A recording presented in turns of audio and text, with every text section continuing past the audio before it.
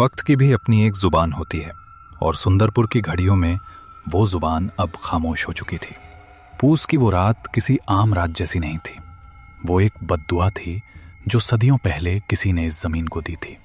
आसमान से ओस नहीं बल्कि एक जहरीली ठंड बरस रही थी। घना सफेद कोहरा पूरे गांव पर ऐसे लिपटा हुआ था जैसे किसी ने मरे हुए जिस्म पर सफेद कफन उड़ा दिया हो। हवा इतनी भारी थी कि सांस लेने में भी फेफड़ों को मेहनत करनी पड़ रही थी। सन्नाटा इतना गहरा, इतना जानलेवा था कि अगर एक सूखा पत्ता भी पेड़ से टूटकर गिरे तो उसकी आवाज किसी धमाके जैसी लगे। सिर्फ एक ही आवाज थी जो इस खामोशी से बगावत कर रही थी। वो थी दूर कहीं से आते हुए आवारा कुत्तों के रोने की आवाज। वो रोना किसी भूख का नहीं था, वो चेतावनी थी। वो कुछ ऐसा देख रहे थे जो इंसानी आंखों से ओझल था।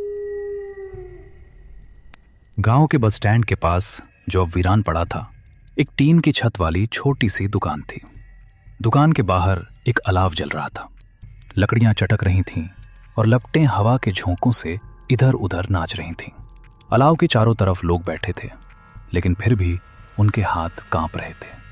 ये कंपकपी ठंड की वजह से कम और खौफ की वजह से ज्यादा थी। काका, क्या आपको लगता है लखा जिंदा होगा? जिंदा? बिरजू बेटा, मौत सिर्फ वो नहीं होती जब सांस रुक जाए। मौत वो भी होती है जब रूह जिस्म छोड़ दे पर जिस्म चलता रहे। लखा कल रात अपनी गाय ढूंढने गया था ना। मैंने कहा था, लखा, अगर तू उस सरहद के पार गया तो वापस सिर्फ तेरा नाम आएगा, तू नहीं। अपशकुन, देखो आग भी चाय नहीं पी रही आज। काका, आपको पता है ना आज क्या है? आज अमावस है। मेरी दादी कहती थी कि जब चांद आसमान से गायब होता है तो सिंगा हवेली की मालकिन, वो नर्तकी चंद्रमुखी, अपनी नींद से जागती है। आज की रात हवा का रुख हवेली से गांव की तरफ होता है। सुना है आज भी वो अपनी टूटी हुई पायल पहनती है। अरे बस करो दीनू भाई, क्यों डरा रहे हो? हम सब जानते हैं वहां क्या होता है, लेकिन वो हवेली अब खंडहर है। वहां कोई नहीं रहता, सिर्फ चमगादड़ और सांप है वहां। सांप? रघु, सांप सिर्फ काटते हैं, जान लेते हैं, लेकिन वो हवेली, वो जान नहीं लेती, वो यादों को पी जाती है। तुम्हें याद नहीं, 10 साल पहले वो इंस्पेक्टर आया था, कहता था मैं भूतों को गिरफ्तार करूंगा। अगली सुबह वो इंस्पेक्टर हवेली के आंगन में बैठकर हवा में सितार बजा रहा था। पागल हो गया था वो। आज भी पागल खाने में दीवारें खुरचता है। तभी एक आवाज ने सबका ध्यान खींचा। दूर से आती हुई किसी गाड़ी के इंजन की आवाज, और फिर एक अजीब सा हॉर्न। कोहरे की दीवार को चीरती हुई 2 पीली हेडलाइट्स उनकी तरफ बढ़ रही। इतनी रात को कौन पागल है जो अमावस की रात सुंदरपुर आ रहा है? वो एक खटारा ऑटो रिक्शा था जो शहर के रेलवे स्टेशन से आ रहा था। रास्ता उबड़ खाबड़ था और हर गड्ढे पर ऑटो ऐसे उछलता था जैसे उसके पुर्जे बिखर जाएंगे। ऑटो के अंदर 2 नौजवान बैठे थे, विक्रम और सुमित। दोनों की उम्र करीब 28-30 साल रही होगी।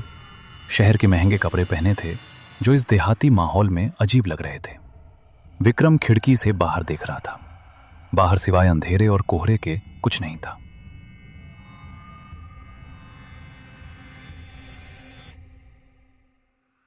यार सुमित, मुझे अभी भी लग रहा है कि ये एक बहुत बड़ी गलती है।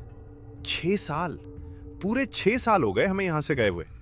तेरा वो बैक टू रूट्स वाला भाषण सुनने में अच्छा था, लेकिन हकीकत देख रहा है, यहां सड़क तक नहीं है, नेटवर्क भी गायब है।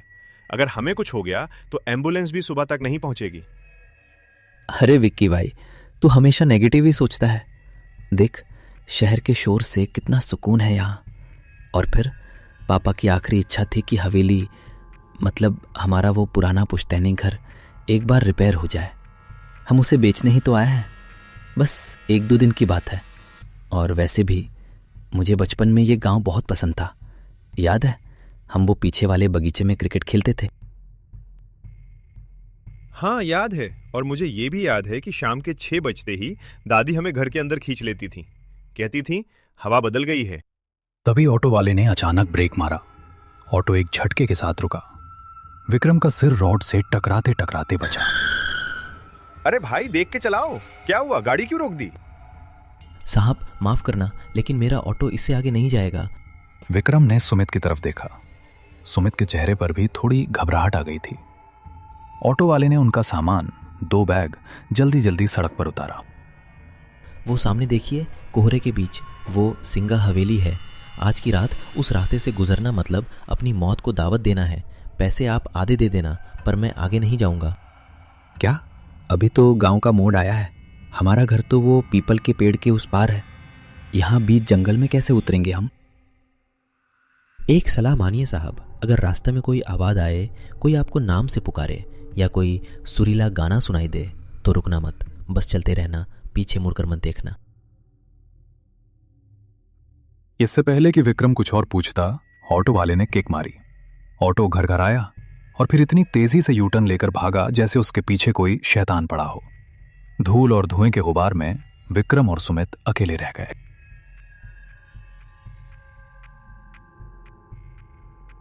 अब सिर्फ उनके कदमों की आवाज थी। दोनों दोस्त अपने अपने बैग टांगे आगे बढ़ रहे थे। कोहरा इतना घना था कि हवा में एक अजीब सी गंध थी, जैसे पुराने बंद कमरे की बासी हवा और रात की रानी के फूलों की बहुत तेज नशीली महक। वो ऑटो वाला कुछ ज्यादा ही ड्रामा कर रहा था ना। वैसे तुझे वो बचपन की कहानी याद है जो काका सुनाते थे कि उस हवेली में एक तवायफ रहती थी, चंद्रमुखी, जो अपने प्रेमी के इंतजार में गाते गाते मर गई। सुमित चुप रहे। तुझे पता है ना, मुझे इन सब बातों से नफरत है। कहानियां सिर्फ बच्चों को डराने के लिए होती हैं ताकि वो जल्दी सो जाएं। अचानक हवा रुकी, पेड़ों के पत्ते हिलना बंद हो गए। सन्नाटा इतना गहरा हो गया कि उनके कानों में सीटी बजने लगी। तभी सुमित रुका। विक्की रुक। क्या हुआ? चलना जल्दी। तूने सुना? क्या? किसी के चलने की आवाज थी। कोई हमारे पीछे चल रहा था, बिल्कुल हमारे कदमों के साथ। कोई नहीं है सुमित, ये सिर्फ तेरा वहम है। और ये सूखे पत्ते हैं, हवा से उड़ रहे होंगे। नहीं यार, मुझे लगा जैसे किसी ने मेरा नाम फुसफुसाया। सुमित। बस अब एक शब्द और नहीं। तूने हॉरर फिल्में ज्यादा देख ली हैं। देख, सामने गेट दिख रहा है, हम घर पहुंच गए। सामने अंधेरे में लिपटा हुआ उनका पुश्तैनी घर खड़ा था। यह घर कभी आलीशान रहा होगा, लेकिन आज ये किसी बूढ़े बीमार जानवर जैसा लग रहा था। दीवारों का प्लास्टर उखड़ चुका था, लोहे के गेट पर जंग की मोटी परत थी और घर के ठीक पीछे लगभग 200 मीटर की दूरी पर जंगल के बीचों बीच सिंगा हवेली का काला साया खड़ा था। हवेली की खिड़कियां टूटी हुई थीं, जो अंधेरे में किसी खोपड़ी की खाली आंखों जैसी लग रही थीं। जैसे ही उन्होंने गेट खोला, एक लालटेन की रोशनी उनकी तरफ पड़ी।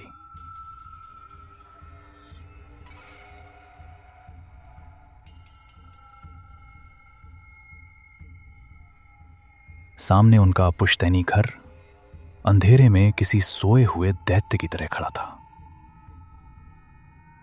बरामदे में एक लालटेन टंगी थी जिसकी लौ हवा से जूझ रही थी। उसकी मध्यम रोशनी में एक साया हिला। कौन कौन है वहां? मेरे पास लाठी है, चले जाओ यहां से। काका शांत हो जाइए, मैं हूं विक्रम और ये सुमित है। छोटी मालिक, विक्रम बेटा, हे भगवान। हरिया काका, जो विक्रम को बचपन में अपने कंधों पर घुमाया करते थे, आज उन्हें पहचान नहीं पाए। उनकी उम्र 60 के पार थी, लेकिन आज रात वो 80 साल के लग रहे थे। चेहरे पर झुर्रियां गहरी थीं और आंखों में ऐसा डर था जो सिर्फ मौत को करीब से देखने पर आता है। तुम लोग इतनी रात को? मैंने खत में साफ साफ लिखा था, सूरज ढलने से पहले आ जाना। तुम लोगों को अंदाजा भी है कि तुम किस वक्त इस घर की दहलीज पर खड़े हो? अरे काका रिलैक्स कीजिए, ट्रेन लेट थी, फिर ऑटो वाले ने नखरे किए। अब हम आ गए हैं ना, चलिए अंदर चलिए, बाहर बहुत ठंड है। ठंड नहीं है सुमित, ये उसकी सांसें हैं। जल्दी जल्दी अंदर चलो और खबरदार पीछे मुड़कर मत देखना, चाहे कोई भी आवाज आए।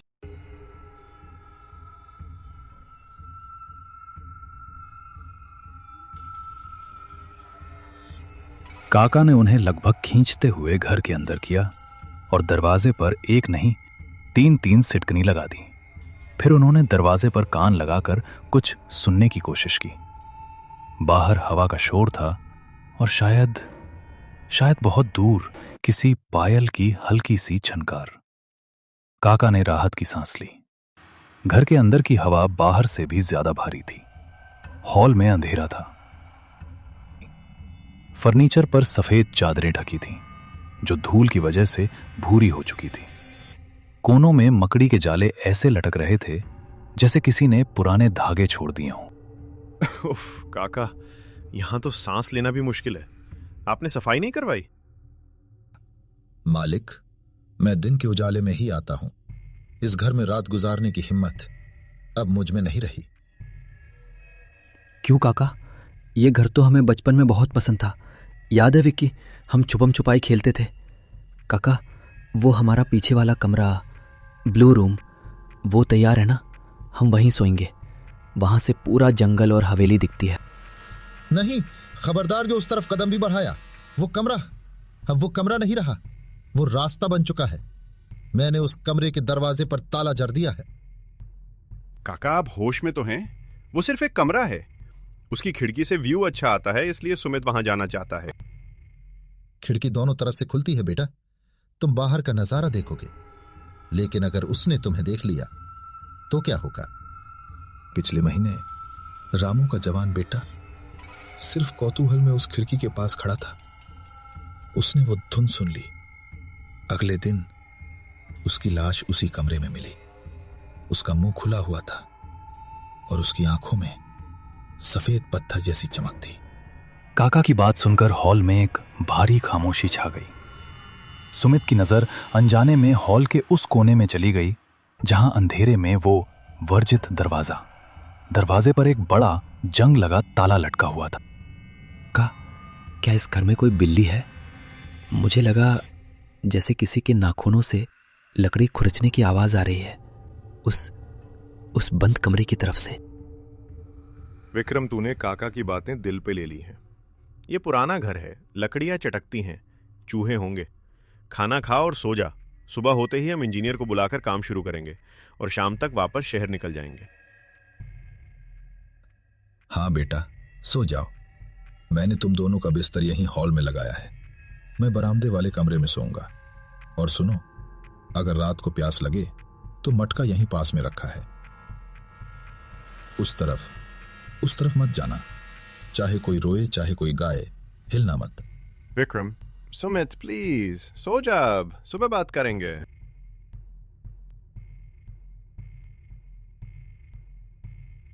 रात गहरी हो चुकी थी। विक्रम अपनी थकान की वजह से तुरंत सो गया। उसकी खर्राटों की हल्की आवाज हॉल में गूंज रही थी। लेकिन सुमित अपनी रजाई में लेटा छत को घूर रहा था। उसकी आंखों में नींद का नामो निशान नहीं था। उसे एक अजीब सी बेचैनी हो रही थी, जैसे उसके शरीर के अंदर चींटियां रेंग रही हों। वो बार बार करवट बदल रहा था। उसकी नजरें न चाहते हुए भी अंधेरे में उस ताले वाले दरवाजे पर जाकर टिक जाती थीं। तभी हवा का रुख बदला। वो आवाज, वो धुन शुरू हो गई। पहले बहुत धीमी, जैसे कोई कान में फुसफुसा रहा हो, फिर थोड़ी तेज। ये कोई साधारण संगीत नहीं था। सुमित, इतने साल कहाँ थे तुम? मेरी धुन अधूरी है, आओ इसे पूरा कर दो। नहीं, ये वहम है। विक्रम उठो। सुमित ने हाथ हिलाने की कोशिश की, लेकिन उसका हाथ जम गया था। उसे लगा जैसे उसका शरीर अब उसका नहीं रहा। उसकी उंगलियां अपने आप रजाई हटाने लगीं। उसके पैर उसकी मर्जी के खिलाफ जमीन पर उतर गए। सुमित बिस्तर से खड़ा हो गया। उसकी चाल अब इंसानों वाली नहीं थी। वो किसी कटी हुई पतंग की तरह हवा के बहाव में बहता हुआ उस बंद दरवाजे की तरफ बढ़ने लगा। उसकी आंखों की पुतलियां गायब हो चुकी थीं। सिर्फ सफेदी बची थी। उसके चेहरे पर एक अजीब सी शांति भरी मुस्कान थी। वो दरवाजे के पास पहुंचा। उसने अपना हाथ उस जंग लगे ताले पर रखा। ताला जो लोहे का था सुमित के छूते ही बर्फ जैसा ठंडा हो गया। बिना चाबी के सिर्फ छूने भर से ताला खुल गया। जंजीरें जमीन पर गिर गईं। आवाज से विक्रम की नींद में खलल पड़ा। उसने करवट बदली। सुमित, रात के करीब 2 बज रहे थे। हॉल में अचानक तापमान गिर गया था। इतनी ठंड थी कि सांस भी धुएं की तरह बाहर निकल रही थी। इतनी ठंड क्यों है काका? खिड़की खुली रह गई क्या? विक्रम जो थका हुआ था और गहरी नींद में था, एक अजीब सी सिहरन से जाग गया। उसे लगा जैसे किसी ने उसके चेहरे पर बर्फ का ठंडा हाथ रख दिया हो। विक्रम ने अपनी रजाई कसने की कोशिश की। उसकी आंख खुली, बगल का बिस्तर खाली था। सुमित वहां नहीं था। सुमित, पानी पी रहा है क्या? विक्रम उठ बैठा। हॉल में गहरा अंधेरा था। सिर्फ वो छोटी सी मोमबत्ती अपने आखिरी सांसें गिन रही थी। उस मध्यम रोशनी में विक्रम ने जो देखा, उससे उसका गला सूख गया। वो वर्जित दरवाजा जिस पर काका ने ताला जड़ा था, वो चौपट खुला था। ताला और लोहे की जंजीरें जमीन पर ऐसे पड़ी थीं जैसे सांप ने अपनी केचुली छोड़ दी हो। उस खुले दरवाजे के उस पार घना काला अंधेरा था और हवा की डरावनी साएं साएं आ रही थी। सुमित, मजाक मत कर यार, बाहर आ जा। लेकिन जवाब में सिर्फ हवा की सीटी सुनाई दी। रोशनी की एक पतली लकीर उस खुले कमरे के अंदर गई। कमरा खाली था। विक्रम दौड़कर खिड़की के पास गया। उसने बाहर झांका। बाहर कोहरे की एक मोटी चादर थी, लेकिन उस सफेदी के बीच उसे एक धुंधली सी परछाई दिखाई दी। कोई था जो घर से दूर जंगल के रास्ते उस पुरानी सिंगा हवेली की तरफ बढ़ रहा था। सुमित! विक्रम चिल्लाया। उसने एक पल भी नहीं सोचा। वो खिड़की से ही कूद गया। नीचे झाड़ियां थीं। कांटों ने उसके पायजामे को फाड़ दिया। पैरों में खरोंचें आईं, लेकिन विक्रम को दर्द महसूस नहीं हो रहा था। उसके दिमाग में बस एक ही चीज थी, अपने दोस्त को रोकना। कोहरा इतना घना था कि 10 कदम आगे देख पाना भी मुश्किल था। विक्रम सुमित के पैरों के निशान ढूंढ रहा था। गीली मिट्टी पर नंगे पैरों के निशान थे, लेकिन सुमित, या वो चीज जो सुमित के शरीर में थी, वो रुक नहीं रही थी। सुमित की चाल अजीब थी। वो चल नहीं रहा था, वो जैसे हवा में तैर रहा था। उसके हाथ शरीर के बगल में बेजान लटके थे और सिर एक तरफ झुका हुआ था। जंगल विक्रम को रोकने की कोशिश कर रहा था। विक्रम का दिल जोर जोर से धड़क रहा था। तभी उसकी टॉर्च की रोशनी सामने पड़ी। विक्रम सिंगा हवेली के मुख्य द्वार के पास पहुंच चुका था। हवेली का गेट लोहे का बना था। सुमित गेट के ठीक सामने खड़ा था। उसका चेहरा गेट की तरफ था, विक्रम की तरफ पीठ। सुमित, रुक जा भाई, वहां आगे खाई है, गिर जाएगा। पागल हो गया है क्या? मैंने कितनी आवाजें दी, सुनता क्यों नहीं? आ गए तुम? इतनी देर क्यों कर दी? महफिल सज चुकी है, बस साज की कमी है। सुमित, ये कैसी आवाज है? चल घर चल। काका ठीक कह रहे थे, यहां कुछ गड़बड़ है। घर? ये हवेली ही अब मेरा घर है। वो मुझे बुला रही है। मेरी उंगलियां वो सितार बजाने के लिए तड़प रही हैं। बकवास बंद कर, तुझे डॉक्टर की जरूरत है। सुमित ने एक झटके में विक्रम को ऐसे फेंक दिया जैसे वो कोई कागज का टुकड़ा हो। विक्रम 10 फीट दूर जा गिरा। विक्रम ने देखा कि हवेली का वो भारी भरकम जंग लगा गेट अपने आप खुलने लगा। मेरा इंतजार खत्म हुआ। सुमित ने हवेली के अंदर कदम रखा। अंधेरे ने उसे निगल लिया। विक्रम गेट की तरफ दौड़ा, लेकिन जैसे ही विक्रम गेट के पास पहुंचा, गेट एक तेज धमाके के साथ उसके मुंह पर बंद हो गया। विक्रम ने गेट को पीटना शुरू कर दिया। खोलो सुमित, बाहर आ, खोलो इसे। लेकिन गेट टस से मस नहीं हुआ और तभी हवेली के अंदर से रोशनी जल उठी। विक्रम पागलों की तरह हवेली के उस लोहे के गेट को पीट रहा था।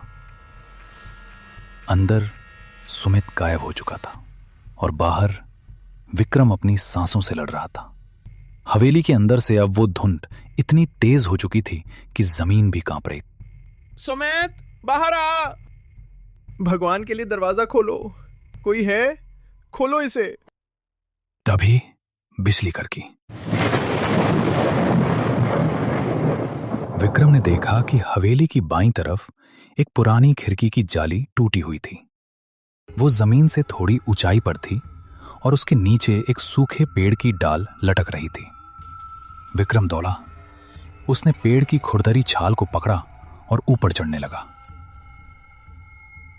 अंदर से सड़े हुए फूलों और पुराने इत्र की इतनी तेज बदबू आई कि विक्रम का सिर चकरा गया और अंधेरे में अंदर कूद गया। विक्रम अब हवेली के अंदर था। बाहर की ठंड यहां गायब थी। यहां एक अजीब सी चिपचिपी गर्मी थी। दीवारों पर बड़े बड़े तैल चित्र टंगे थे, लेकिन उन चित्रों के चेहरे खुरच दिए हुए थे। विक्रम रोशनी की तरफ बढ़ा जो मुख्य हॉल से आ रही थी। जैसे ही वो हॉल के दरवाजे पर पहुंचा, उसके पैरों तले जमीन खिसक गई। फर्श पर बेशकीमती कश्मीरी कालीन बिछा था और वहां महफिल सजी थी। हॉल के किनारों पर लोग बैठे थे। वो बिल्कुल शांत थे। उनमें से एक को विक्रम ने पहचान लिया। वो रघु था, गांव का वो लड़का जो पिछले हफ्ते गायब हुआ था। रघु, तुम यहां हो? चलो भागो यहां से। रघु का चेहरा इंसान का नहीं था। उसकी त्वचा स्लेटी रंग की हो चुकी थी। उसकी आंखें पथरा गई थीं। वो पत्थर की मूर्ति बन चुका था। विक्रम दौड़कर रघु के पास गया। विक्रम ने पीछे देखा। बाकी लोग भी, सब के सब पत्थर बन चुके थे। ये वो बदकिस्मत लोग थे जिन्होंने वो धुन सुनी थी। हवेली ने उन्हें मारा नहीं था, उन्हें अपना दर्शक बना लिया था, हमेशा के लिए। तभी विक्रम की नजर हॉल के बीचों बीच गई। वहां हवा में जमीन से 5 फीट ऊपर एक लाल रंग का सितार तैर रहा था। उस सितार के तार अपने आप हिल रहे थे। कोई अदृश्य उंगलियां उसे बजा रही थी और उस सितार के ठीक नीचे सुमित खड़ा था। सुमित का शरीर हवा में थोड़ा ऊपर उठ रहा था। उसका हाथ धीरे धीरे उस सितार की तरफ बढ़ रहा था। जैसे ही वो उसे छुएगा, उसका भी वही हाल होगा जो रघु का हुआ। कितनी सुंदर है ये। मेरे हाथ इसे छूना चाहते हैं। सुमित, नहीं, पीछे हट। वो साज नहीं, वो मौत है। विक्रम सुमित की तरफ दौड़ा, लेकिन जैसे ही उसने हॉल के बीच वाले हिस्से में कदम रखा, एक अदृश्य दीवार ने उसे टक्कर मारी। विक्रम गिर पड़ा। हवा में एक गूंजती हुई क्रोधित औरत की आवाज आई। खामोश। मेरी महफिल में शोर मचाने की जरूरत कैसे हुई? ये मेरा नया साजिंदा है। बरसों पहले उन्होंने मेरे हाथ काट दिए थे ताकि मैं बजा ना सकूं। कहा था, तेरी कला सिर्फ हमारे लिए है। जब उन्होंने मुझे मारा तो मैंने कसम खाई थी, अब मैं खुद नहीं बजाती, मैं दूसरों के हाथों से बजाती हूं। और जब वो बजाकर थक जाते हैं तो मैं उन्हें अपनी कला बना लेती हूं, पत्थर की मूरत। नहीं, मैं सुमित को पत्थर नहीं बनने दूंगा। मुझे इस आवाज को रोकना होगा। मुझे इस साज को तोड़ना होगा। विक्रम ने इधर उधर देखा। हॉल की छत बहुत ऊंची थी और ठीक उस तैरते हुए सितार के ऊपर एक विशाल लोहे का झूमर लटक रहा था। उसकी रस्सी पुरानी थी और दीवार के कोने में एक खूंटी से बंधी थी। वक्त बहुत कम था। सुमित, मैं तुझे कुछ नहीं होने दूंगा। विक्रम ने इधर उधर देखा। हॉल की छत बहुत ऊंची थी और ठीक उस तैरते हुए सितार के ऊपर एक विशाल लोहे का झूमर लटक रहा था। उसकी रस्सी पुरानी थी और दीवार के कोने में एक खूंटी से बंधी थी। वक्त बहुत कम था।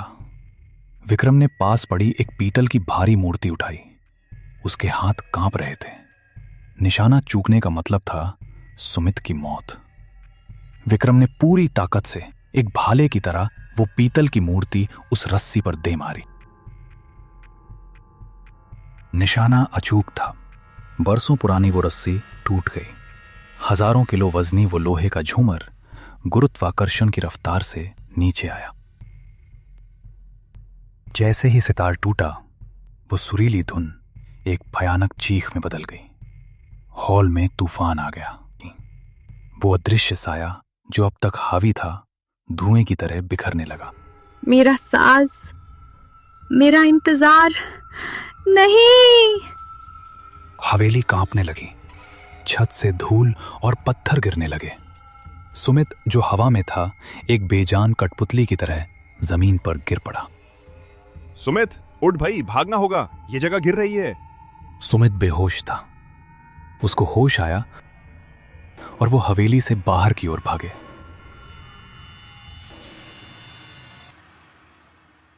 जैसे ही वो बाहर आए, धूल का एक विशाल गुबार उठा और फिर सब कुछ शांत हो गया। विक्रम और सुमित वहां से भागते हुए जंगल से घर की तरफ भागे।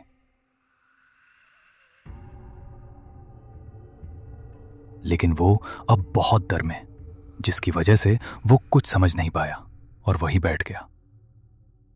और उन्हें पता नहीं चला सुबह हो गई। विक्की, हम कहाँ हैं? मेरे सिर में दर्द हो रहा है और वो गाना बंद क्यों हो गया?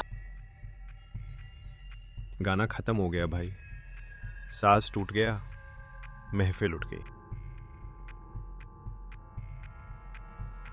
सुमित, आज हमने सिर्फ अपनी जान नहीं बचाई, तुमने इस गांव को एक सदियों पुराने श्राप से आजाद कर दिया। शायद उन्हें भी मुक्ति मिल गई। गांव में आज भी वो कहानी सुनाई जाती है। कहते हैं अमावस की रात को अब वहां से रोने की आवाज नहीं आती, लेकिन अगर आप उस मलबे के पास जाकर दिल लगाकर सुने तो हवाओं में एक हल्की सी धन्यवाद की फुसफुसाहट सुनाई देती है। क्योंकि हर अधूरी धुन का मकसद डराना नहीं होता, कुछ धुनें सिर्फ पूरा होना चाहती हैं।